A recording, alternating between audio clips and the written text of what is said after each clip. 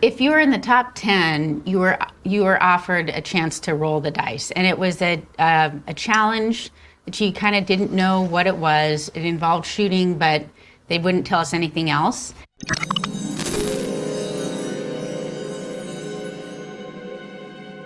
If you're in the top 10, they have the option for the roll the dice option.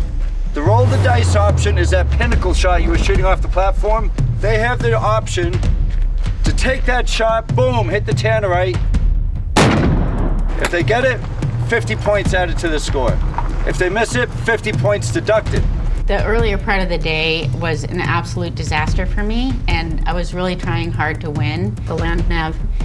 And I lost so many points, I just felt like I really had to roll the dice and go for it. It was a rough day for me.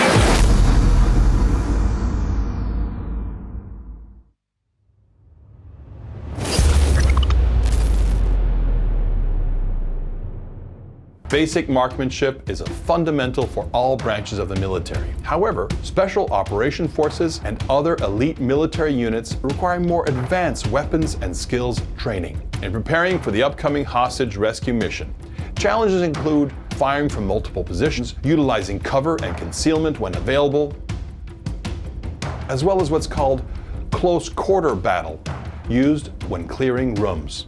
Therefore, further firearm evolutions are essential to determine who has the skill necessary to complete the mission.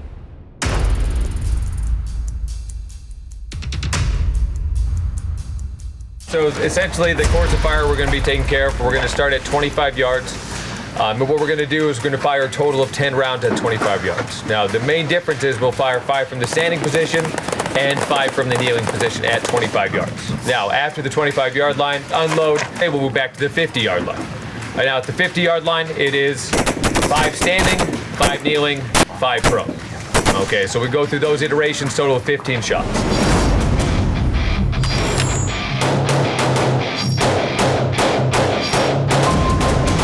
My name is Josh Marcus. I'm the owner of Core Lead Operations. We are a full OEM manufacturer based out of Largo, Florida, right outside of Tampa. What I have here today is our CO-15 Battle Series rifles and our CO-15 Bravo advanced lines here. Difference between the advanced line and the Battle Series is all the advanced lines are billet sets, and then we're actually going to have a Gen 2 version with a slick line upper with no forward assist. With the advanced lines, we actually ran 15-inch hand guards instead of the 17-inch hand guards on these. Reason being, some guys like really fat cans, and we want to make sure they can have the ability to put suppressors on these weapon systems. I've actually sent these out to some people to test them out, and they said it's the most accurate AR they've ever seen in a production line, so they're really happy with them.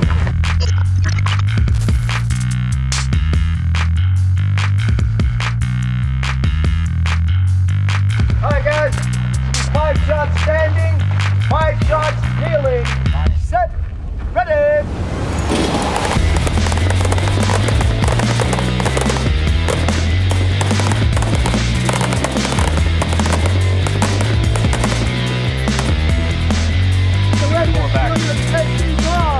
The first round, the shooters went well. I think they shot well. The weapon performed pretty well. The real issue is when we move from the 25-yard mark back to the 50-yard mark, they have to unload the weapon. And when they unload the weapon, they eject one of the rounds onto the ground.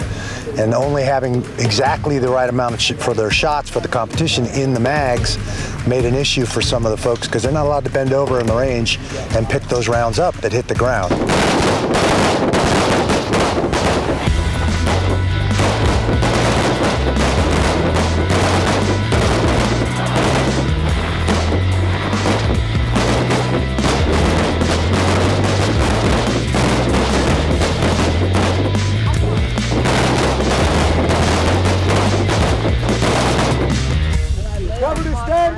your muzzle!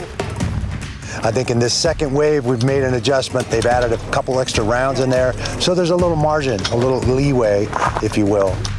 Yeah, baby. 5 shots kneeling, 11 seconds. Set, ready.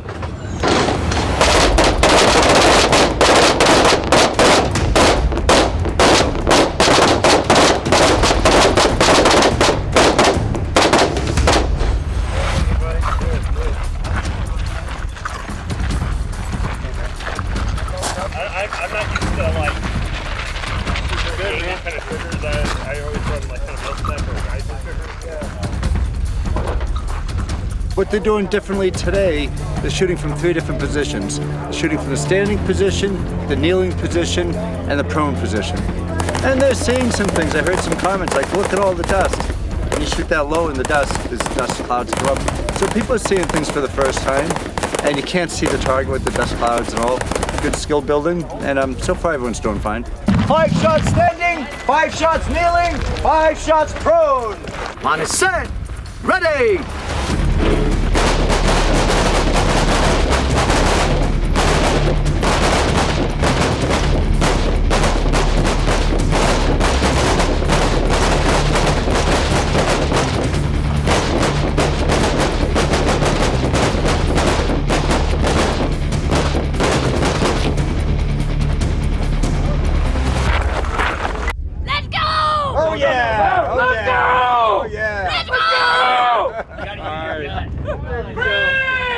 I'm born and raised in Texas.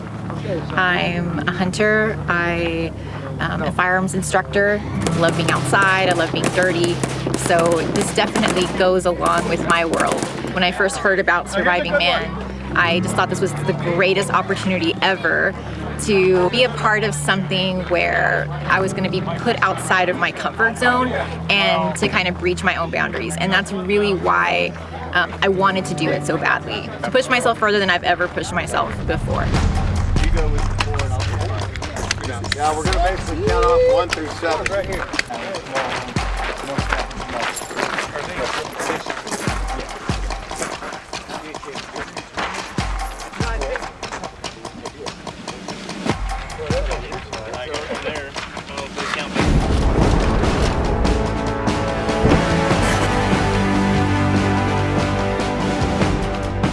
My strengths are definitely going to be on the shooting side, handguns in particular. I do a fair amount with shotgun as well. There's folks like me that are not from the military, law enforcement, or any sort of occupation where they carry a gun for a living. And then you have the flip side of that, folks that have been professionally trained and spent a long career around guns and firearms and with some of the best of the best. Well, so far it's been a great challenge. So I shoot a competition pistol just about every single week. And then every other weekend I shoot either a 3-gun match or a rifle match or some kind of other combination pistol, PCC types of matches.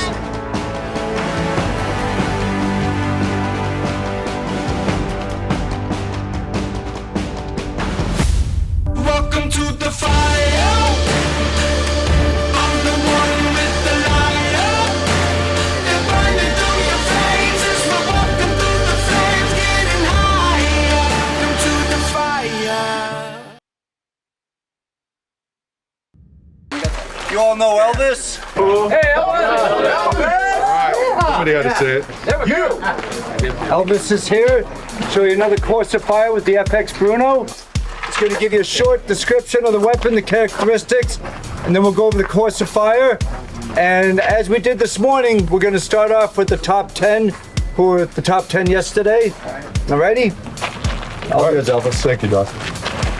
Good afternoon, everybody. How's everybody feeling? All right, good. I'm glad you guys are excited. Today we're going to be shooting the FK Berno PSD model, and basically what it's known for is its 7.5 millimeter round. This weapon is also a multi-caliber platform that shoots in everything from 7.5 to 10 millimeter, 40 caliber, and 9 millimeter with a simple barrel change. The PSD is a multi-caliber platform, and it's the most sophisticated and capable multi-caliber pistol in the world. Of course, it's originally chambered in the 7.5 FK, the round that made FK Berno famous. But the big news about the PSD is that it's not just chambered in the most powerful and capable pistol cartridge in the world, it's also chambered in the most popular 9mm NATO.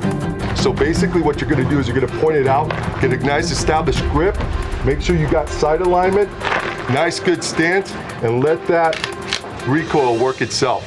This course of shooting is with a pistol instead of the long rifle, and it's much different ranges, and only 3 shots per range. So starting at 3 yards and moving back 3, 5, 7, 15, 25, and 3 shots at each of those ranges. I think the competition is going to get tougher. I think so too, and what I like about this drill, they're doing what's called the Mozambique drill. And Colonel Jeff Cooper, the father of modern day pistol craft, he had a student who was actually in Mozambique, and the student was being attacked and he shot him twice and he didn't go down, so then he had to come up to the headshot. So he termed it the Mozambique drill. And when people are wearing body armor or they're high on some sort of drug, a PCP or something, a lot of times they can get shot center mass and don't go down. So the drill is center mass, then go to the head mass. And obviously in the pistol drill, at the different ranges, if they choose to shoot at the smaller target, which is the head, you're going to get rewarded with an extra point for those hits. And 1 point for the body or center mass hits, and 2 points for the headshots. And a lot of people do ask, why don't we just always go to the head? And the problem is, it's so much quicker to get a center mass shot because the head can move so much.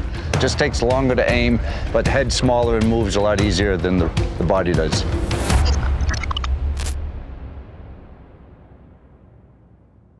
All right, guys, here we go. This will be 3 shots, head or body, shooter's choice. Again, heads will get you double. 3 seconds. Line is set. Head it.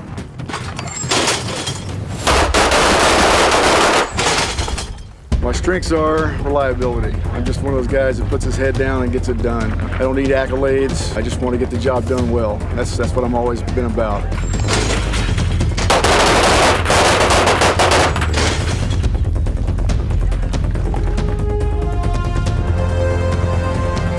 There's a lot of really good, talented competitors here, not just physically gifted, but can shoot, can think, and strategize, and really play this game well. Obviously, Chris is in the lead right now and has been at the tops of the leaderboard since we started. We'll see how things shake out with the passports today and find out what the new standings are by tomorrow, because I think there's going to be a bit of change of guard.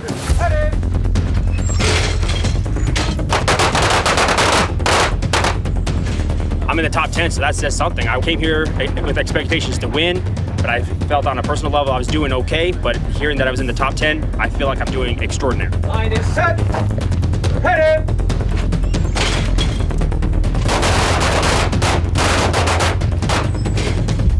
Surviving Mann for me means a challenge, a great opportunity to go do some things that I haven't done a ton before, and it's an opportunity to step up and lead and have an incredible experience at the same time. I got into Surviving Mann mostly as a test for myself to see if my own training benefited something like this. My strong points, I think they're physical as well as some of the shooting elements. I do fairly well in those as well, and that's the reason that I'm towards the top. I never really sucked at anything. That's, I think, the key to success in something like this is being pretty good at everything, excelling in a few events, and that's what kind of gives you a good separation from the rest of the competition. I need to focus more on just being very in the moment, particularly with the weapons. I have not been shooting as well as I'd like to, in part because they're new weapons to me, but it's all the same basic concepts and skills, and I just have to focus better. I feel like my biggest strength in this competition is the shooting. When we were out here shooting the pistols and the rifles, I'm on target, ready to go, faster than everybody, getting my accurate shots. I am so in my element when it comes to the shooting side. So that's where I'm going to excel. So the more of that we do, the more points I'm going to get.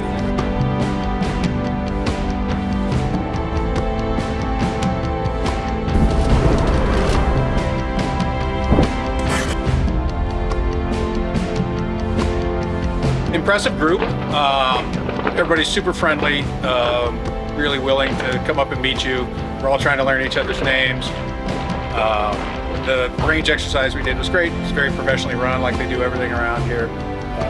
So I'm looking forward to it. It's really interesting to see how it's all going to shake out.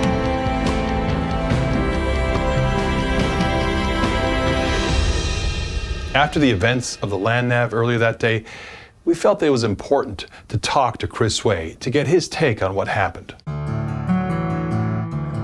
We caught up with him near his hometown of Erie, Colorado. I'm not an alpha male, chest beating, I'm gonna tell you how great I am, you need to follow me kind of guy.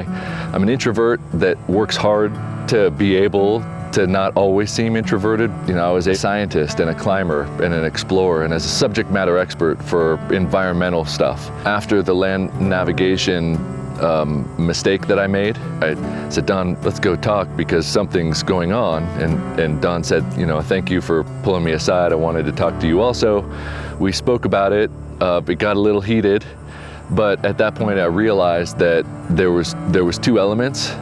One of them is a competition. The other one was to demonstrate leadership. And up until that point, it wasn't something that I personally recognized. You know, I got mad, I took it personally, and then I made the decision that you know, I was able to do both. And I told him, if the rules change, I want to change with the rules. And if that involves leadership and competition, you know, I screwed up, but I can do that too. And so at that point, you know, I kind of made that mental switch and I tried to dig myself out of the hole that I put myself in.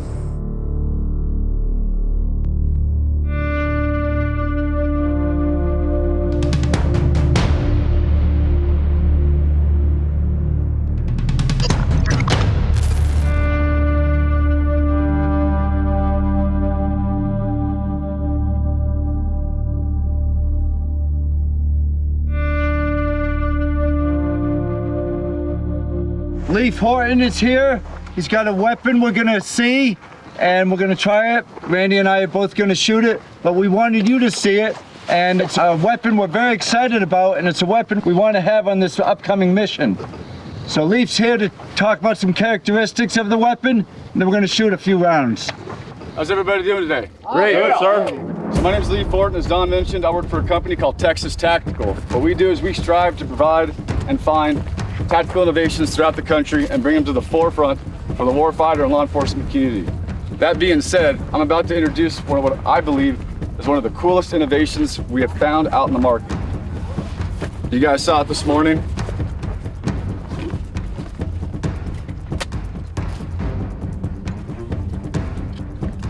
The double fold AR. What we've done is we've teamed up with Dead Fit Arms and EOTech to provide you a platform that you can put in a 10-inch bag and collapse down for concealment.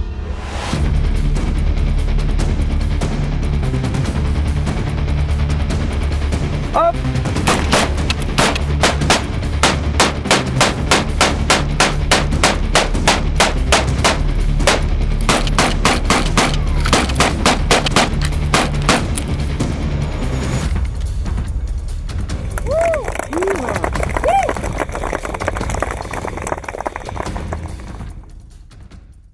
Welcome to the fire. I'm the one with the lighter. They're burning through your veins as we're walking through the flames, getting higher. Welcome to the fire.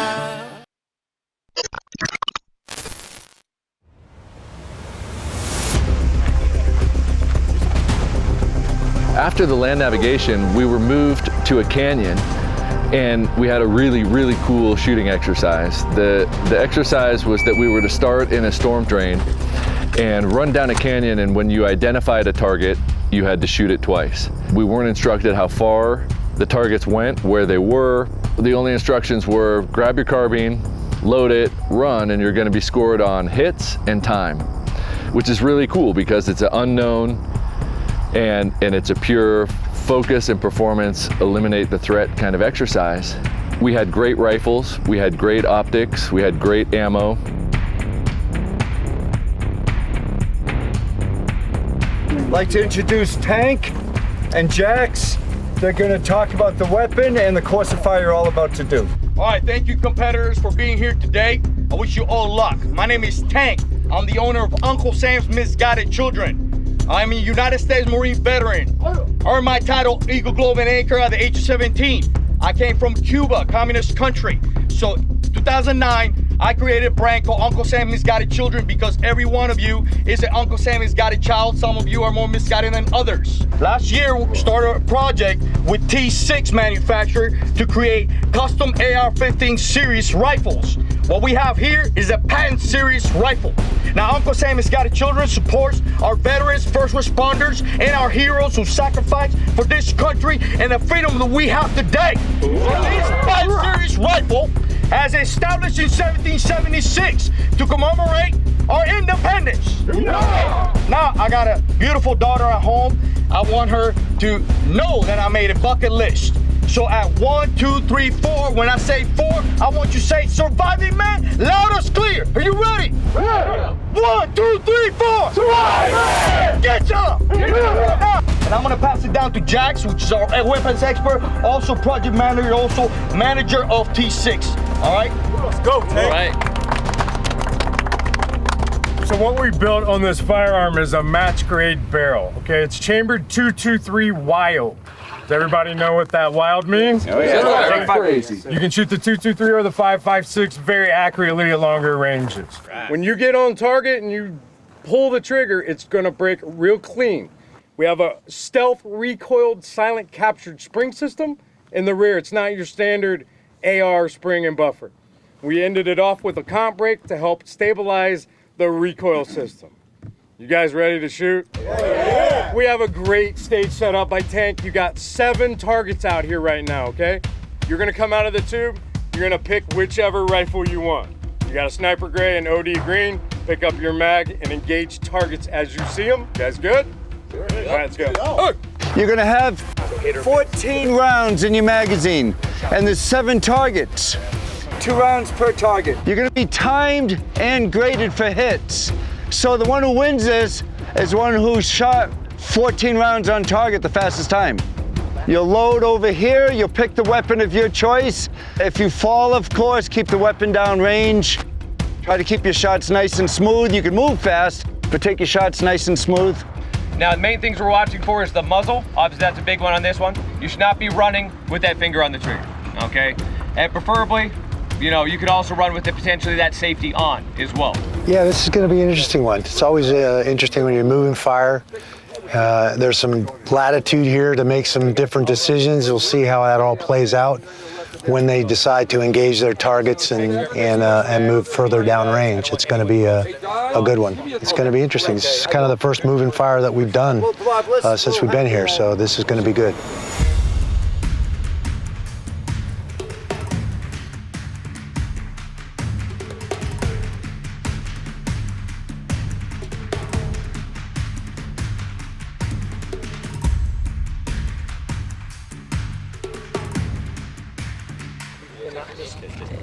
A lot of the training in the military is you pick up a weapon, because you might find that on a battlefield, and you've got to use it. And so we're putting some of that in this scenario. It's a battlefield recovery, but not everybody's going to like it a lot. We had the top 10 shooters from yesterday go. Because I was in the lead at that point, I was the very first shooter.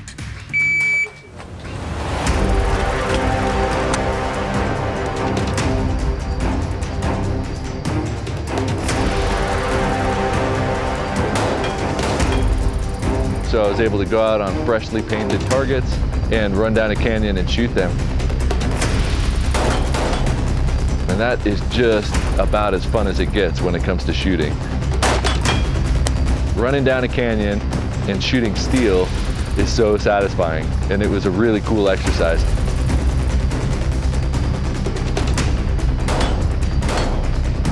And I think that everybody really enjoyed that.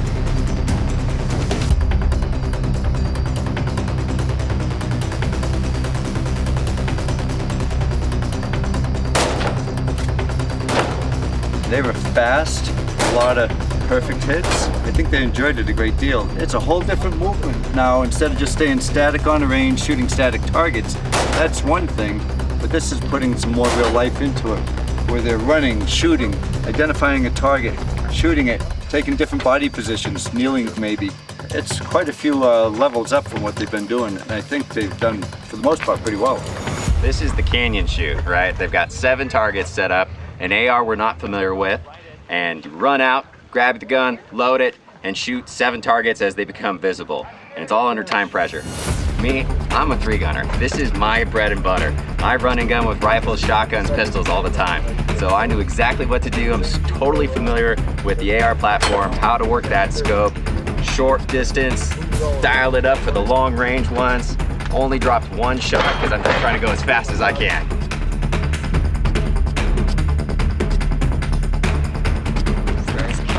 That was so exciting. That was like the best part so far. It was really fun. I'm not used to these high-end weapons that have these really nice trigger pulls. But what can happen is when you're in a firing position, you fire, you get some recoil like that. But with that recoil, it can cause the trigger to fire the weapon again because it's so light, and so that's what happened. So I ran out of ammo. I still hit and killed all of my steel targets.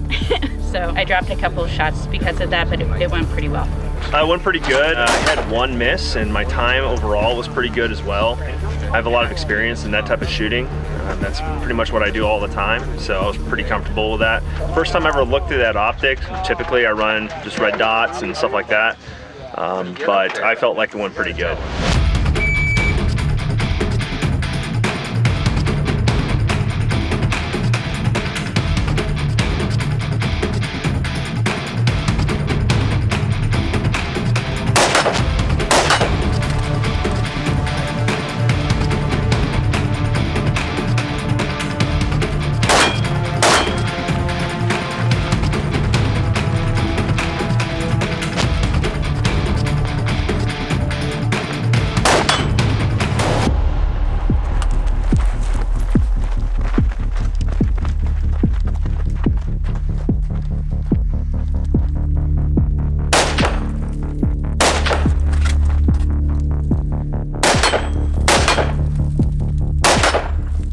The run was good. I got a little screwed up transitioning targets. I missed 2, and it was kind of dark in the corner. I couldn't see the target very well through the reticle.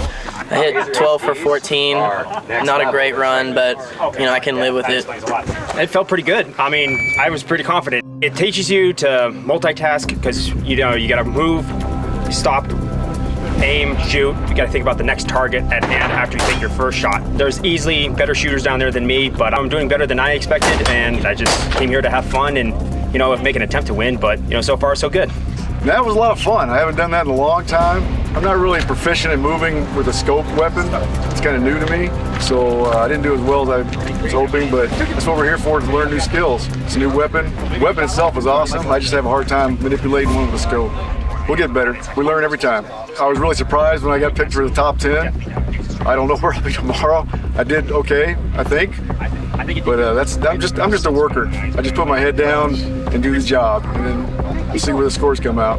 Oh, this sequence going down the valley was awesome. Gun was incredible. Sight was awesome. And it was just fun. It was a little bit something different from what we've been on, like just a standard range, to getting out here and having some targets to shoot and move to. It was a lot of fun. With the scope versus just the straight, you know, peephole with the post, makes things a lot easier, especially when you got a good quality equipment and scope just like we do down here. Very accurate and smooth shooting gun, so it was awesome, incredible. Hey, that was a lot of fun. Shooting and moving is where it's at. Definitely a good change. It was a good weapon system, a lot like some of the stuff I use, you know, at home and even on duty with the Arizona Rangers. The scope was nice. It was real clear. You know, it had an illuminated center dot, so put the dot on, pull the bang switch. I was top 10 going into today. Land nav, there were some challenges. I think I probably have some ground to make up, but like I tell you every time, I'm gonna keep fighting.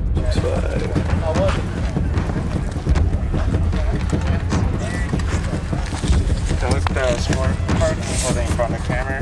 You see it? One thing we both enjoyed watching was the different strategies. Some people were slow, methodical, took the good shots. Others sprinted as fast as they could, stopped, took a deep breath, took the shots and brought it back down. And then others, one even tried to move and shoot at the same time, and it didn't work that well. That takes a lot of training. He changed that strategy pretty quickly. Yeah, he did.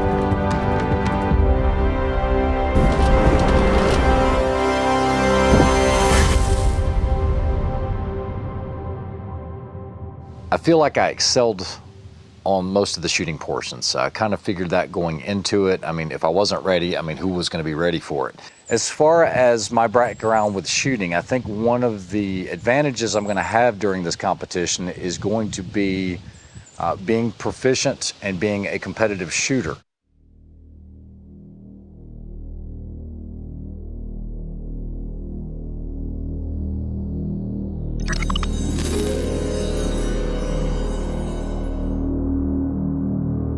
Okay, now you top 10 in yesterday's event, you have the opportunity to do the pinnacle shot. And you're gonna gain up to 50 points per shot. Who wants to take that opportunity today? As it turns out, not all of the top 10 chose to roll the dice. It's all about taking a calculated risk. Those that had a strong lead played it safe, while others felt it was worth the shot. The contestants that did go up for the pinnacle could take up to 3 shots. Some chose more, some less. The way it's sitting, you can hit the farthest target out. You guys will sit, get yourself positioned, all that jazz. They hit the 700-meter target, so take a peek right through. First and foremost, please verify empty chamber, no mag in gun.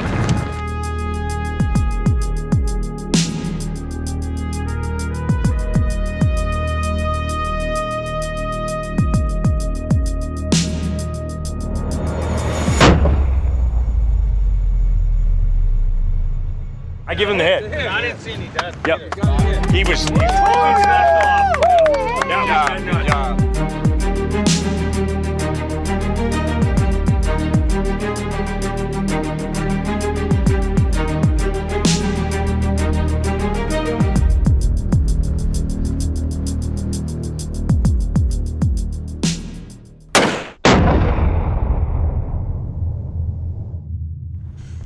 That's a hit. That's it. Oh yeah. Dial out the zoom to start so you can find it.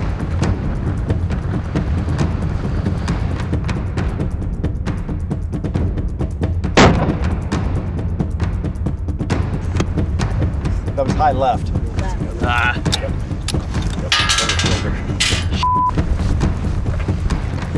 What do you do? It's already an unfamiliar platform, which did perform very well, I thought. But you know, it was easy to get stable. But yeah, there's nothing to make a call off of. You know, we don't have dope for that weapon. You know, and I know they sighted it in for us, but I don't know what it does in the wind with those specific bullets. But yeah, when you look out over this, and I mean, you guys see the footage. There's no grass, there's no flags, the targets aren't blowing. There's nothing to make a near, intermediate, and target level wind call. So, you know, it's really, and it's the pinnacle shot, and that's what it's supposed to be. But it's as hard as conditions could potentially allow.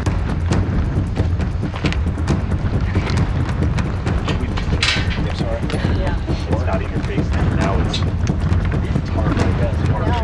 Follow the road to it.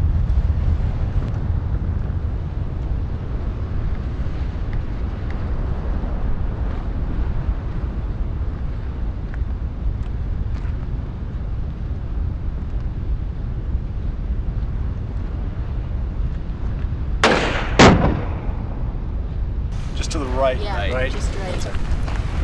Just to the right? Just to the right. Yeah. Look good for elevation. That's tough. Tough conditions for a 700-yard shot. I mean, that crosswind is pretty wicked. So figuring out, see if you wait for a lull and try and take the shot then, but then you're already adjusting for a pretty significant wind. So it's definitely a tough shot. Yeah. That's deep. It was a nice shot, though. Yeah.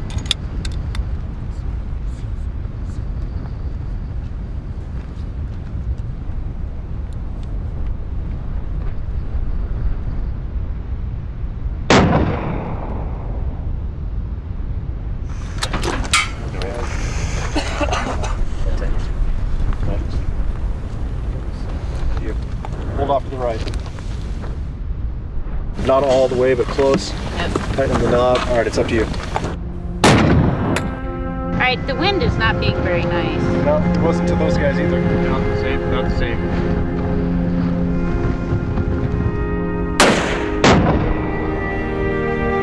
Yeah. A hit? I thought it was a hit. It shot at the base of the gust. What's umpire say? She shot on the base of the gust, and I hear the faintest click. I'd call that a hit. Okay, so what's the bullet in the distance? Yeah. That's it. What's that again? How does the bullet get into the distance, skipping through the distance? Oh, I'm just watching on black. Do you see splash beyond? Then it's no hit. Okay, it's no hit. If you're seeing the splash after, then it's no impact. No, it's a miss. That's a miss. That's a miss. Yeah. What? I feel like the table's moving. Left, go to the target. Maybe. I'd have done it again. Yeah. It was a really great experience. And it's I not learned the a first lot. time we see it either. You'll see the game a couple of times throughout the show. On the next episode of Surviving Mann. I don't even know what I thought I was coming into. I knew they prepped me and said it was going to be hard, but you know, this was above and beyond anything that I thought.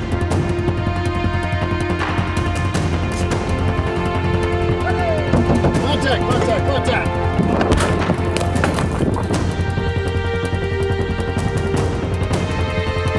Stay tuned.